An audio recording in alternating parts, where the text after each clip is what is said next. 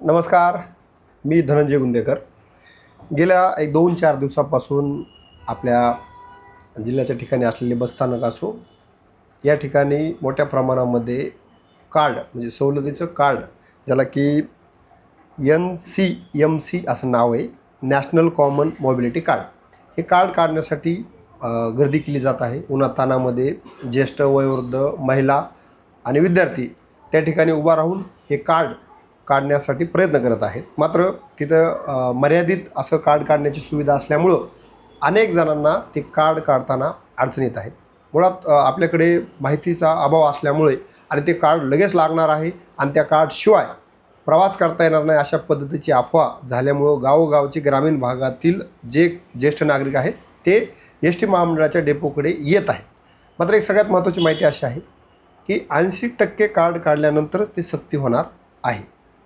प्रत्येक गावातूनच S T महामंडळाच्या आगाराकडे येण्याची घाई करू नये, कारण संबंधित कार्ड काढण्यासाठीच्या एजन्सी, त्यासाठीचे समजा वितरण केंद्रे किंवा त्या संबंधीचे लॉग इन ID हे दिले जाण्याची शक्यता आहे। तशा पद्धतीचे ट्रेनिंग देखील झालेले आहेत। त्यामुळं आपल्याच गावात किंवा आपल्या भागात देखील येणाऱ्या काही दिवसामध्ये ते कार्ड काढता येणार आहे।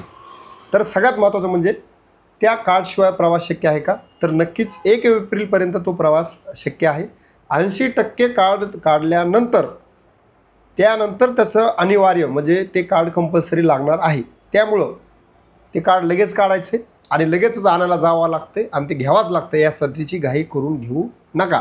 आपल्या गावामध्ये देखील त्या संबंधीचे कार्ड काढणारे येऊ शकतात। त्या संबंधीच्या तयाऱ्या चालू आहेत, त्याचं ट्रेनिंग अनेक जणांना दिलं गेलेलं असं कळतं आहे। त्यामुळं घाई करून तात्काळ इकडे येण्याची कोणतीही आवश्यकता नाही। याच्यामुळे बऱ्याच काही गोष्टी घडणार आहेत, यापुढे बरेच नियम बदलणार आहेत। कारण महिलांना त्या कार्डची सक्ती असण्याची काही आवश्यकता नाही। महिलांना 50% जी सवलत आहे ती मार्च 2023 पासून देण्यात आली आहे। त्याचा देखील विचार महामंडळाने केला गेला पाहिजे। आणि त्यासोबतच आता एक लक्षात घ्या, यापूर्वी स्मार्ट कार्ड योजना आली होती, त्या स्मार्ट कार्डचं पुन्हा नंतर वापर किती झाला हे आम्ही पाहिलेलं आहे। त्यामुळे हे कार्ड बी कंपल्सरी करत असताना वेळ दिला जाणार आहे। एकच ह्या व्हिडिओच्या माध्यमातून सांगायचे की कोणतीही घाई करण्याची आवश्यकता नाही। आपल्या गावात, आपल्या भागात या संबंधीचे येणाऱ्या काळामध्ये कॅम्प येऊ शकतात। त्यामुळं त्या कॅम्पच्या माध्यमातून आपण ते सवलतीचं कार्ड काढावं आणि याच्यामध्ये सर्वाधिक घाई ज्येष्ठ नागरिकांची आणि महिलांची दिसते। त्यामुळं हा व्हिडिओ किंवा ही माहिती आपल्या कुटुंबातील ज्येष्ठ नागरिक महिलांना द्या की आताच जाऊन उन्हातान्हात ताटकळत उभा राहण्याची आवश्यकता नाही। त्या संबंधीचं कॅम्प किंवा त्या संबंधीची एजन्सी किंवा त्या संबंधीचं व्हॉलंटरी बेसवर कुणीतरी येऊन आपल्या गावात परिसरामध्ये ते कार्ड देण्याची सुविधा करणार आहे।